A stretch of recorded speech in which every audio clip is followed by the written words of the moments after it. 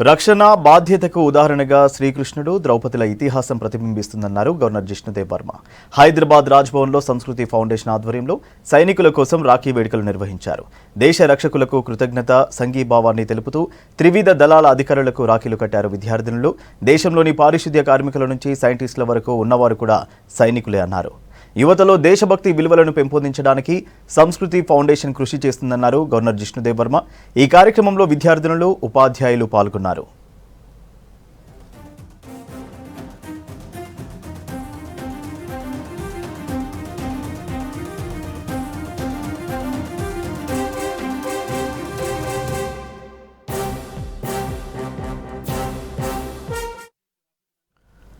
జూబ్లీహిల్స్ నియోజకవర్గాన్ని మరింత అభివృద్ధి చేస్తామన్నారు మంత్రులు. యూసఫ్గూడ, కృష్ణానగర్లో వరద ప్రభావిత ప్రాంతాల్లో పర్యటించారు మంత్రులు వివేక్ వెంకటస్వామి, పొన్నం ప్రభాకర్, తుమ్మల నాగేశ్వరరావు. స్థానిక ప్రజలను సమస్యలు అడిగి తెలుసుకున్నారు. వరద సమస్యలను పరిష్కరిస్తామని హామీ ఇచ్చారు. అనంతరం రెహమత్ నగర్లో డివిజన్ బూత్ కమిటీ సమావేశంలో పాల్గొన్నారు.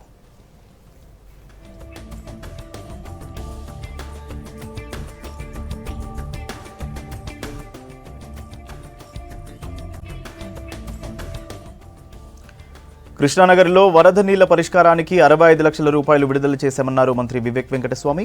2 రోజుల్లో పనులు మొదలవుతాయన్నారు. 10 ఏళ్లలో గత ప్రభుత్వం ఒక్క రేషన్ కార్డు కూడా ఇవ్వలేదని విమర్శించారు మంత్రి పొన్నం ప్రభాకర్. కాంగ్రెస్ అధికారంలోకి వచ్చిన తర్వాత ప్రజాపాలనలో కొత్త రేషన్ కార్డులు ఇస్తున్నామని తెలిపారు. జూబ్లీహిల్స్లో కాంగ్రెస్ అభ్యర్థిని గెలిపించడానికి బాధ్యత తీసుకుని మంత్రి వివేక్ వెంకటస్వామి పనిచేస్తున్నారని అన్నారు తుమ్మల నాగేశ్వరరావు.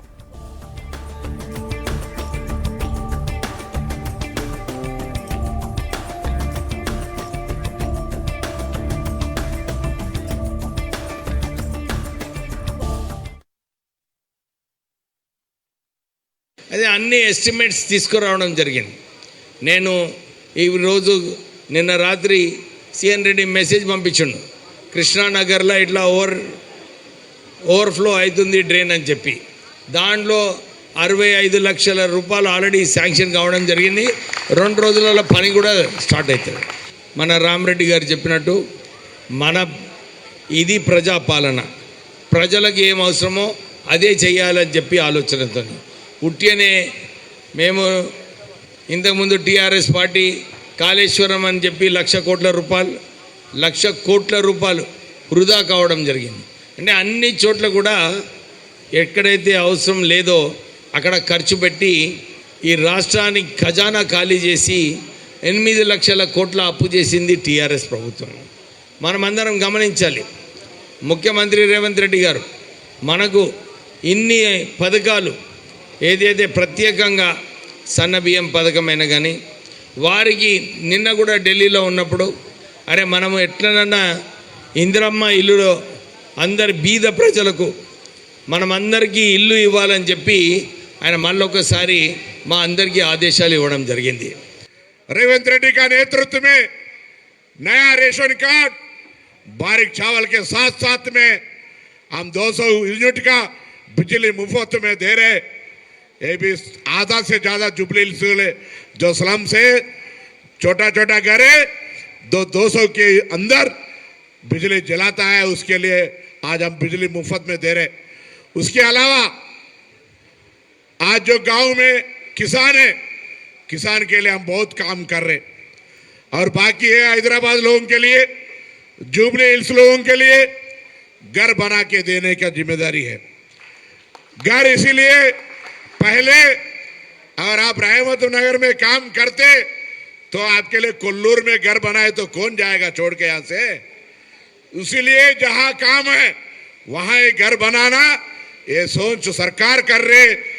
आज 100 असेंबली में गांव की जो असेंबलियां है हर असेंबली में 3,500 घर अभी घर बन रहा है. हमारा असेंबली में तो ऑलरेडी एक घर बना के गृह प्रवेश का भी उन्हें फंक्शन कर लिया. పేదలకి సహకరిస్తాము, వాళ్ళకి సహాయం చేస్తాము. రేవంత్ రెడ్డి గారి ప్రభుత్వంలో అది సాధించుకోండి అని చెప్పి హైదరాబాద్ పట్టణంలో సోనియా గాంధీ గారు ఇచ్చిన మాటకు అనుగుణంగా ఈనాడు రేవంత్ రెడ్డి గారి ప్రభుత్వం మీ యొక్క సహకారంతో ఆ కార్యక్రమాలన్నింటినీ కూడా కొనసాగిస్తుంది. ఇప్పటికే 6,700 కోట్లు ప్రభాకర్ గారు ఆర్టీసీకి ఈ ప్రభుత్వం చెల్లించింది.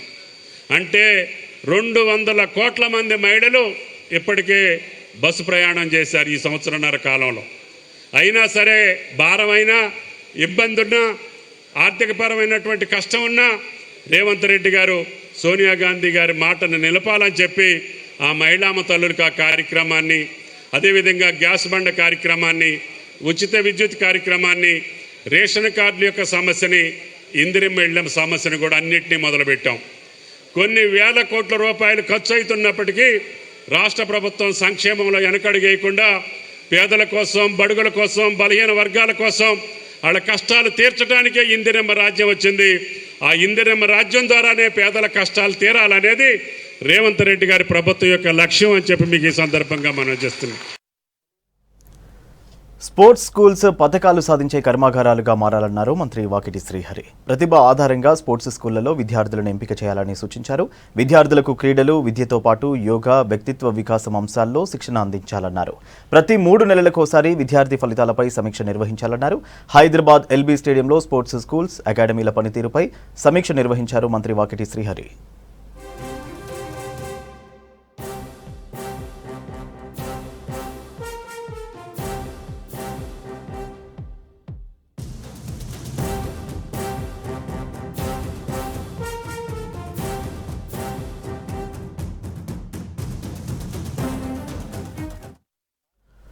పండుగతో పాటు లాంగ్ వీకెండ్ కావడంతో స్పెషల్ బస్సులను నడుపుతోంది టీజీఎస్ఆర్టీసీ. రాఖీ పండుగ సందర్భంగా అన్నా తమ్ముళ్లకు రాఖీలు కట్టడానికి మహిళలు ఊళ్లకు వెళ్తున్నారు. దీంతో దాదాపు 3500 స్పెషల్ బస్సులను వివిధ జిల్లాలకు ఆపరేట్ చేస్తున్నామని తెలిపారు ఆర్టీసీ అధికారులు. మహాలక్ష్మి స్కీమ్ వర్తించే బస్సులను ఎక్కువగా అందుబాటులో ఉంచామన్నారు.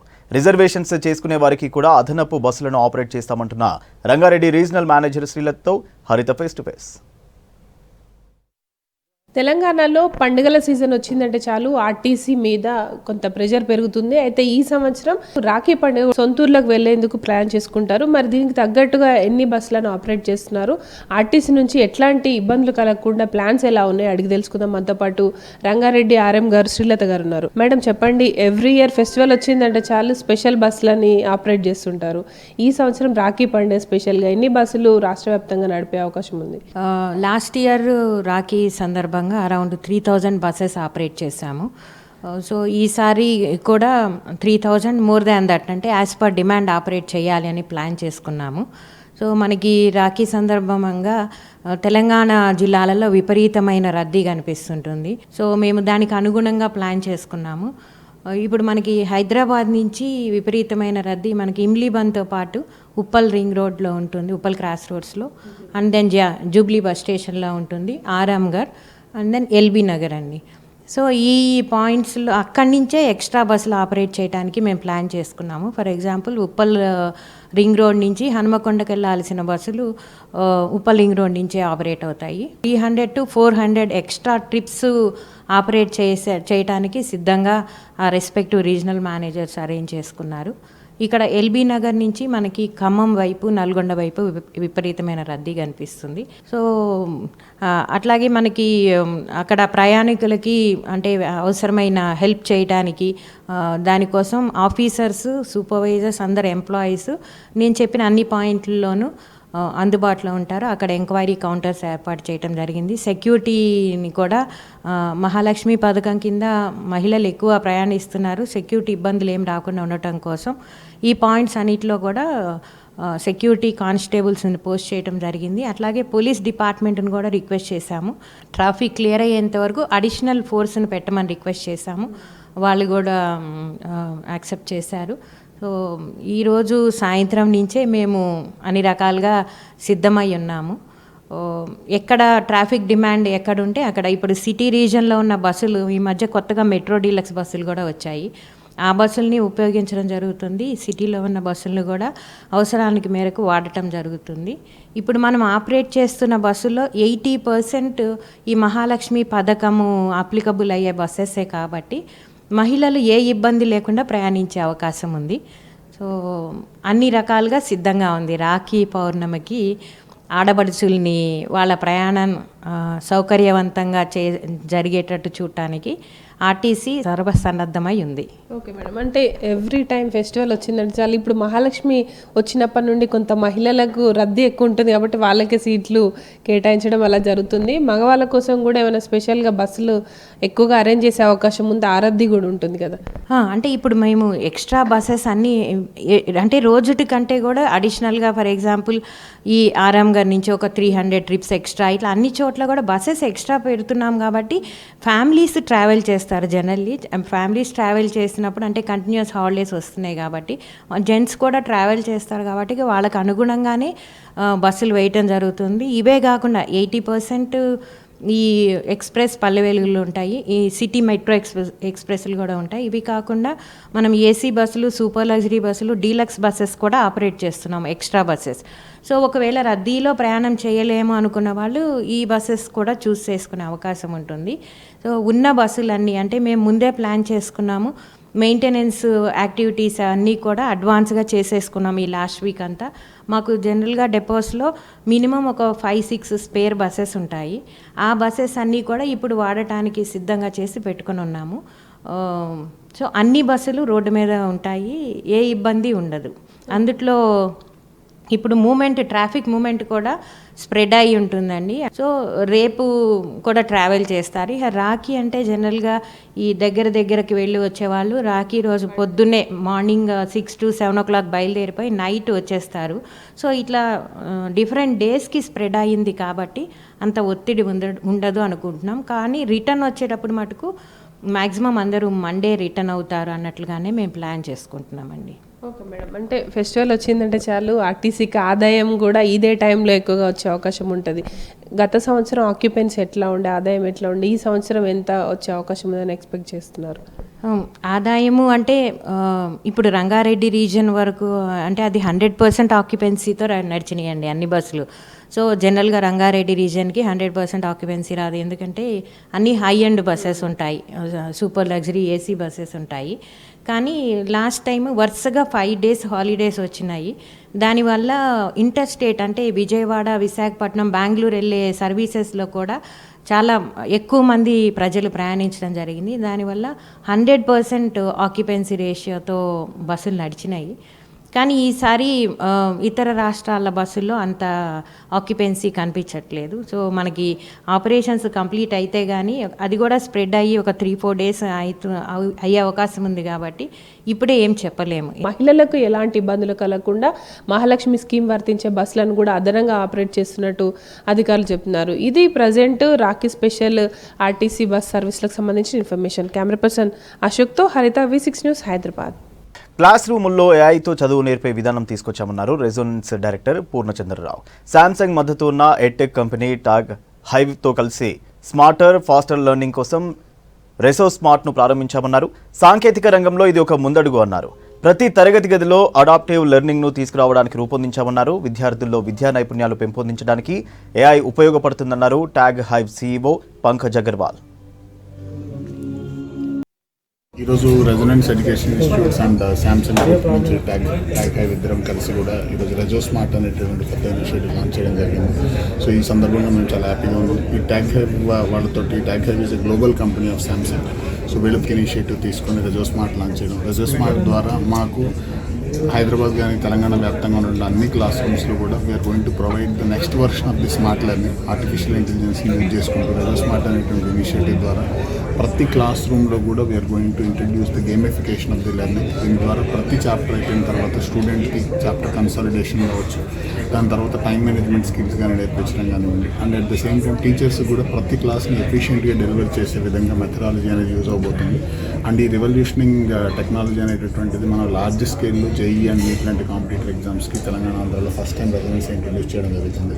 ఈ ఇనిషియేటివ్తో మా దగ్గర జాయిన్ అయినటువంటి ప్రతి స్టూడెంట్ కూడా సిగ్నిఫికెంట్గా బెనిఫిట్ పొందాలి.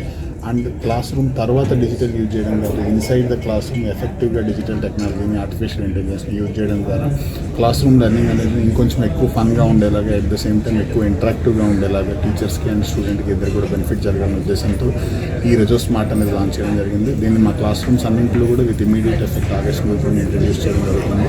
అండ్ ఇక్కడ నుంచి మనం నేర్చుకున్న లెర్నింగ్స్ ద్వారా ఇయర్ ఆన్ ఇయర్ దీన్ని ఇంప్రూవ్ చేయబోతున్నాం. దీన్ని మా లెర్నింగ్ సొల్యూషన్స్తో కూడా క్లబ్ చేయబోతున్నాము.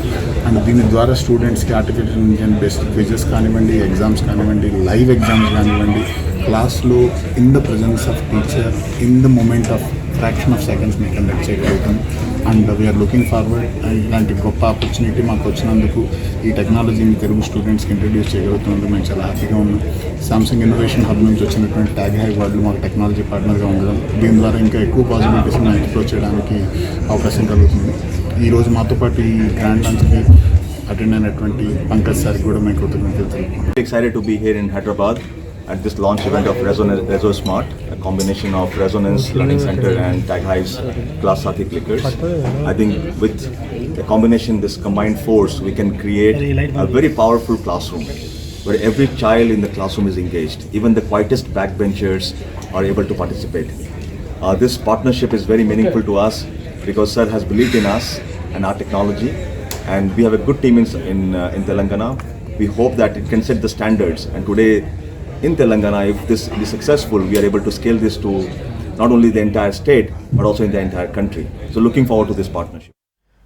నగరంలో నాలాలు కుప్పకూలుతున్నాయి. ఎప్పుడు ఎక్కడ ఏ రోడ్డుపై నాలా కూలుతుందో తెలియక భయపడుతున్నారు ప్రజలు. నిజాం కాలంలో కట్టిన నాలాలు ఇంకా అలాగే ఉండటం, వాటి స్థిరత్వంతో పాటు నిర్వహణ పట్టించుకోకపోవడంతో నాలాలు కుంగిపోతున్నాయి. వర్షాకాలంలో వరద నీటితో నానుతున్న పాతకాలం నాటి నాలాలు పడిపోతున్నాయి. నాలాల్లో పూడికతీత కోసం కోట్లు ఖర్చు పెడుతున్న బల్దియా రహదారుల కింద ఉన్న నాలాల స్థిరత్వాన్ని పట్టించుకోవడం లేదు.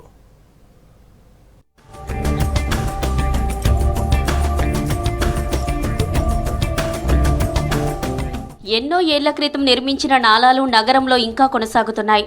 నిజాం కాలంలో నిర్మించిన నాలాలు, వాటి స్లాబులు ఎలా ఉన్నాయి, ఏ మేరకు దెబ్బతిన్నాయనే అంశాలను అధికారులు పట్టించుకోవడం లేదు. నాలాల కింద ఏమేమున్నాయో తెలిపే ఇన్వెంటరీ జీహెచ్ఎంసీ దగ్గర లేదు. దీంతో ఏ నాలా కింద ఏముందో, ఎప్పుడు ఏ ప్రమాదం ముంచుకొస్తుందో తెలియని పరిస్థితి. తాజాగా బంజారాహిల్స్ మహేశ్వరి టవర్స్ దగ్గర నాలాలో భారీ వాటర్ ట్యాంకర్ దిగబడడంతో ఈ అంశం మళ్లీ తెరమీదికొచ్చింది. నాలాలున్న ప్రాంతాల్లో హెచ్చరికలు, బోర్డులు ఏర్పాటు చేయలేదు.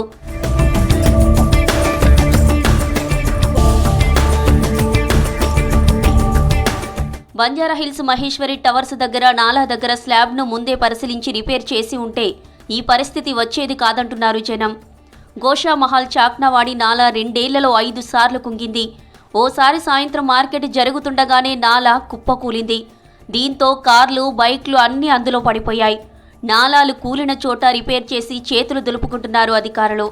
నాలా స్టెబిలిటీ టెస్ట్ చేసి చర్యలు తీసుకోవడం లేదంటున్నారు జనం. గతంలో నల్లకుంట ఫీవర్ హాస్పిటల్ చౌరస్తా, మియాపూర్ దీప్తి శ్రీనగర్, ఎన్టీఆర్ మార్గ్, తాడ్బండ్, హిమాయత్ నగర్, కోటి, రామంతపూర్ ప్రాంతాల్లో నాలాలు కుప్పకూలాయి.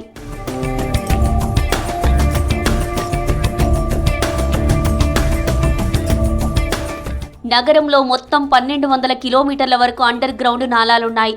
వీటిలో 60% పైగా 1970 కంటే ముందు కట్టినవే. ఇందులో 390 కిలోమీటర్ల నాలాలను వెంటనే రిపేర్ చేయాలని గతంలో అధికారులు నిర్ణయించారు. కానీ ఇప్పటికీ వాటిని పట్టించుకోవడం లేదు. 950 కోట్లతో ఎస్ఎన్డిపి కింద కొత్తగా బాక్సు డ్రైన్ పనులు చేస్తున్నారు. పురాతన నాలాలను అలాగే వదిలేశారు. జీహెచ్ఎంసీ పరిధిలో ఉన్న నాలాల్లో పూడికతీతల కోసం ఏటా 55 కోట్లు ఖర్చు చేస్తున్నారు. అయినా రోడ్ల అండర్ గ్రౌండ్ నాలాల పరిస్థితిని పట్టించుకోవడం లేదు అధికారులు. అదృష్టవశాత్తు నాలాల్లో వాహనాలు పడిపోయినప్పుడు ఎలాంటి ప్రాణాపాయం జరగలేదు. అదే ప్రమాదం తీవ్రమైతే పరిస్థితి మరోలా ఉండేది.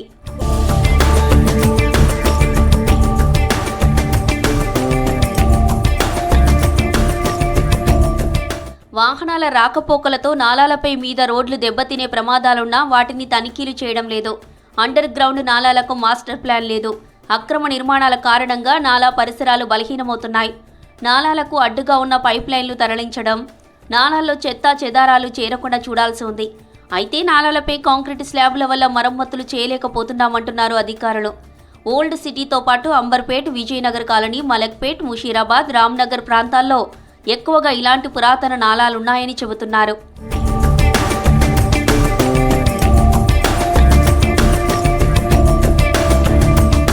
పురాతన నాలాలను రిపేర్ చేయాలంటున్నారు స్థానికులు. నాలాలున్న చోట్ల వాటర్ ట్యాంకర్లు, టిప్పర్లు, రెడీమిక్స్ వాహనాలు, భారీ లారీలు రాకుండా హెచ్చరిక బోర్డులు ఏర్పాటు చేయాలంటున్నారు.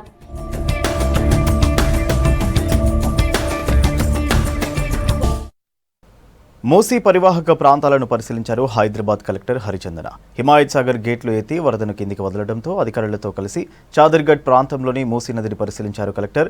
మూసీ పరివాహక ప్రాంత ప్రజలను ఎప్పటికప్పుడు అప్రమత్తం చేయాలని అధికారులను ఆదేశించారు. లోతట్టు ప్రాంతాల్లో నిరంతర పర్యవేక్షణ చేపట్టాలని సూచించారు. రెవెన్యూ, జేహెచ్ఎంసీ, పోలీస్, హైడ్రా అధికారులు నిరంతరం పర్యవేక్షణ చేస్తున్నారని తెలిపారు కలెక్టర్. ఏవైనా సమస్యలు వస్తే వెంటనే హెల్ప్ లైన్ నెంబర్స్ 04023202813 లేదా 7416687878కు కాల్ చేసి ఫిర్యాదు చేయాలని ప్రజలకు సూచించారు. సిబ్బంది 24 గంటలు అందుబాటులో ఉంటారని తెలిపారు హైదరాబాద్ కలెక్టర్ హరిచందన.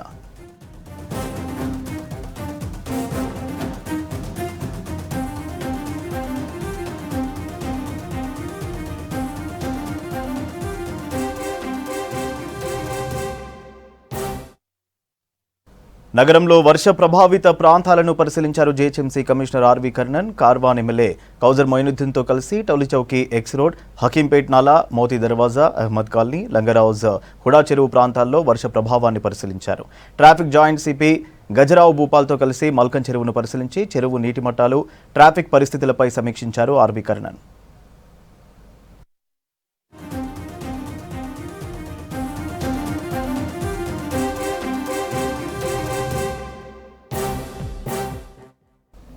GHMC, irrigation, traffic, Hydraa, Jalamandali అధికారులు సమన్వయంతో పనిచేయాలని సూచించారు.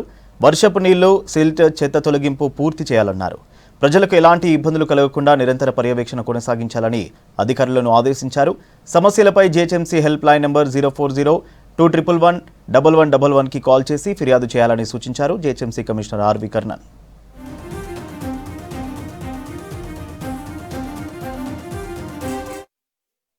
దేశంలో జీరో మైల్ స్టోన్ మహారాష్ట్రలోని నాగపూర్లో ఉంది. మరి హైదరాబాద్లో జీరో మైల్ స్టోన్ ఎక్కడుందనేది చాలామందికి తెలియదు. హైదరాబాద్కు అన్ని దూరాలను లెక్కించడానికి ఉన్న కేంద్ర బిందువును చాలామంది గుర్తించట్లేదు. వేల మంది సందర్శకులు వస్తూ పోతూ ఉంటారు, కానీ ఆ జీరో మైల్ రాయిని కూడా సందర్శించిన వారు చాలా తక్కువ. చుట్టూ ట్రాఫిక్, అశ్రద్ధ కారణంగా ఇది చాలా మందికి కనిపించదు. అసలు హైదరాబాద్లో జీరో మైల్ స్టోన్ ఎక్కడుంది, ఎప్పటి నుంచి ఉందనే దానిపై మరింత సమాచారం అనిల్ అందిస్తారు. ప్రయాణం ఎక్కడి నుంచి మొదలైనా గమ్యం హైదరాబాద్ నగరం అయితే ముఖ్యంగా ఎన్ని కిలోమీటర్లు ఉన్నదనేది ఒక గూగుల్ మ్యాప్ ద్వారా లేదంటే రోడ్డు పక్కన ఉన్నటువంటి కిలోమీటర్లు రాసిండే రాయిని చూస్తుంటాం. కానీ అసలు హైదరాబాద్ నగరానికి సంబంధించి జీరో మైలు రాయి ఎక్కడుందని మనం చూసినట్టయితే మనం చూడవచ్చు, ఇదే హైదరాబాద్ నగరానికి సంబంధించినటువంటి జీరో మైలు రాయి. ఇంకా భారతదేశంలో కనుక చూస్తే నాగ్పూర్లో ఉంటుంది. హైదరాబాద్కి సంబంధించినటువంటి అంటే వివిధ రాష్ట్రాల నుంచి హైదరాబాద్ నగరం వెళ్ళాలంటే ఫలాని ఎన్ని కిలోమీటర్లు ఉందనేది తెలిపేది ఇదే మైలురాయి. హైదరాబాద్ నగరానికి సంబంధించినటువంటి ఈ హైదరాబాద్లోని జీరో మైలురాయి 0 కిలోమీటర్లు. ఇక్కడి నుంచే అంటే మనకి ఉదాహరణగా హైదరాబాద్ నుండి కరీంనగర్ వెళ్ళాలన్నా, ఆదిలాబాద్ నుంచి హైదరాబాద్ రావాలనుకున్నా కూడా కిలోమీటర్లు, ఇన్ని కిలోమీటర్లు. ఫర్ ఎగ్జాంపుల్ ఆదిలాబాద్ నుంచి హైదరాబాద్ రావాలంటే 400 కిలోమీటర్లు, లేదంటే కరీంనగర్ నుంచి హైదరాబాద్కి రావాలంటే 200 కిలోమీటర్లు. దీన్ని బట్టే ఈ కిలోమీటర్లను చూపిస్తుంది. జీరో కిలోమీటర్, జీరోకి సంబంధించినటువంటి జీరో మైల్ రాయి NH నేషనల్ హైవే 44లో ఉన్నటువంటి హైదరాబాద్లో ఉన్నటువంటి అసెంబ్లీకి ఎదురుగా ఉన్నటువంటి ఏరియాలో ఈ గతంలో అంటే బ్రిటిష్ కాలంలోనే ఈ జీరో మైల్ రాయిని ఏర్పాటు చేశారు. చాలామందికి తెలియనటువంటి విషయం ఈ జీరో మైల్ రాయి విషయం. జీరో మైలు రాయికి సంబంధించినటువంటి ఇక్కడ నుండే ఏ ప్రదేశానికైనా, ఎనీ గ్రామానికి లేదంటే ఎనీ డిస్టిక్కి, ఇతర రాష్ట్రానికి వెళ్ళాలన్నా కూడా ఇక్కడ నుంచే ఈ కిలోమీటర్లు ఎక్కిస్తున్నారు. సరిగ్గా మనం తెలంగాణ రాష్ట్రం యొక్క అసెంబ్లీ ఎదురుగా ఈ జీరో మైల్ రాయి ఉంది. ఇక్కడికే వివిధ రాష్ట్రాలు కానీ ఎక్కడికి వెళ్ళినా కూడా ఇక్కడ నుంచే లెక్కిస్తారు. ఇది బ్రిటిష్ రాజ్యంలో అప్పుడున్నటువంటి వారే ఈ జీరో మైల్ రాయిని అన్ని ప్రధాన మార్గాల దూరాలను ఇదే రాయిని కేంద్రంగా లెక్కించేవారు. ఇది కేంద్రానికి ఒక బిందువుగా, అంటే అన్ని దూరాలను లెక్కించడానికి కేంద్ర బిందువుగా ఈ జీరో మైల్ రాయి మన అసెంబ్లీకి ఎదురుగా ఏర్పాటు చేశారు. గతంలోనే చాలా 420 సంవత్సరాలకు పైగానే ఇక్కడ ఈ జీరో మైలు రాయిని ఏర్పాటు చేశారు. ఒకసారి అంటే చాలామందికి తెలియనటువంటి విషయం ఏంటంటే, చాలామంది హైదరాబాద్కు సంబంధించి ఇప్పుడు కరీంనగర్ నుంచి వచ్చేవారు ఉంటే సికింద్రాబాద్ ఎంటర్ కాగానే అటు ఏదైతే మనకి కంటోన్మెంట్ ఏరియా కాగానే అక్కడికే హైదరాబాద్ అనుకుంటారు. కానీ ఇక్కడి వరకు మనకి ఈ నాంపల్లి నుంచి ఇప్పుడు మనకి ఏదైతే లగిడికపుల్ మెట్రో స్టేషన్ నుండి ఇటు రవీంద్రాబాద్ అయితే ముందటి నుంచి ఇటు నాంపల్లి వెళ్ళే రూట్లో లెఫ్ట్ సైడ్లో ఈ 0 మైల్ రాయి ఇక్కడ మనకి కనిపిస్తుంది. ఇక పూర్తిగా కూడా ఈ మైలురాయి గురించి చాలామంది స్థానికులకు కూడా పూర్తిగా అవగాహన లేనప్పటికీ ఇది నగర చరిత్రలో ఒక ముఖ్యమైన గుర్తుగా నిలుస్తుంది. హైదరాబాద్కు వచ్చే ప్రయాణికులు ఈ రాయిని సందర్శించి నగర కేంద్ర బిందువును చూసేందుకు కూడా ఆసక్తిగా చూపుతున్నారన్నట్టు చెప్పవచ్చు. ఇక ముఖ్యంగా అసెంబ్లీ భవనం సమీపంలో ఉన్న ఈ 0 కిలోమీటర్ మైలురాయికి సంబంధించి హైదరాబాద్ యొక్క భౌగోళిక తర్వాత చారిత్రక ప్రాముఖ్యతను కూడా తెలియజేస్తుందనే చెప్పవచ్చు. ఇక ప్రభుత్వం ఈ మైలురాయిని పర్యాటక ఆకర్షక మరింత ప్రచారం చేస్తే మాత్రం ఖచ్చితంగా ఒక ఎక్కువ మంది పబ్లిక్కి తెలిసేటువంటి అవకాశం ఉండదని చెప్పచ్చు. ముఖ్యంగా అసెంబ్లీ భవనంలో ఉంది కాబట్టి సో చాలామంది ఇక్కడికి వివిధ రాష్ట్రాల నుంచి వివిధ దేశాల నుంచి కూడా పర్యాటకులు వస్తుంటారు కాబట్టి సో హైదరాబాద్కి సంబంధించినటువంటి 0 కిలోమీటర్ 0 మైల్ రాయి సో ఇక్కడ మనకి కనిపిస్తుంది. సో ఇది చాలామందికి కూడా ఇప్పటికీ మనకి ప్రశ్నకు ఎక్కడుందనేది తెలియలేదు. కానీ మనకు చారిత్రకమైనటువంటి మైలురాయి మన తెలంగాణ మన రాజధాని హైదరాబాద్లో ముఖ్యంగా అసెంబ్లీ భవనం ఎదురుగా ఇక్కడ మనకి ప్రజెంట్ కనిపిస్తున్నది. సో ఓవరాల్గా మాత్రం ఇక దేశంలో కనుక నాగ్పూర్లో ఉంటే మాత్రం హైదరాబాద్లో ఇక్కడ మనకి అసెంబ్లీ ఎదుర్కొన్నటువంటి ఉంది. సో చాలా మన రాష్ట్రంలోని చాలా ఏరియాల్లో నుంచి వచ్చేటువంటి పబ్లిక్ వివిధ ప్రాంతాల నుంచి కానీ వివిధ దేశాల నుంచి కానీ విద్యార్థులు కానీ వ్యాపారవేత్తలు కానీ సో ఎవరు వచ్చినా కూడా కిలోమీటర్లు కనుక మనకి కిలోమీటర్ రాయిని చూసినా గూగుల్ మ్యాప్లో చూసినా సో ఇక్కడికే కేంద్ర బిందుగా ఇదే చూపిస్తుందనే చెప్పవచ్చు. సో ఇది హైదరాబాద్కి సంబంధించినటువంటి 0 కిలోమీటర్ 0 మైల్ రాయికి సంబంధించినటువంటి డీటెయిల్స్. వీడియో జర్నలిస్ట్ మహేష్తో Anil V6 news Hyderabad. Hyderabad NIMS హాస్పిటల్లో సుందరీకరణ పనులకు భూమి పూజ చేశారు నిమ్స్ డైరెక్టర్ బీరప్ప. ఈ కార్యక్రమంలో ఉద్యానవన శాఖ assistant director Chakrapani, forest range officer Praneeth Kaur పాల్గొన్నారు. సుందరీకరణ ప్రాజెక్టు కోసం HMDA 4 కోట్లు కేటాయించిందని తెలిపారు నిమ్స్ డైరెక్టర్ బీరప్ప. హాస్పిటల్ ప్రాంగణాన్ని మరింత ఆహ్లాదకరంగా మార్చుతామని తెలిపారు అధికారులు.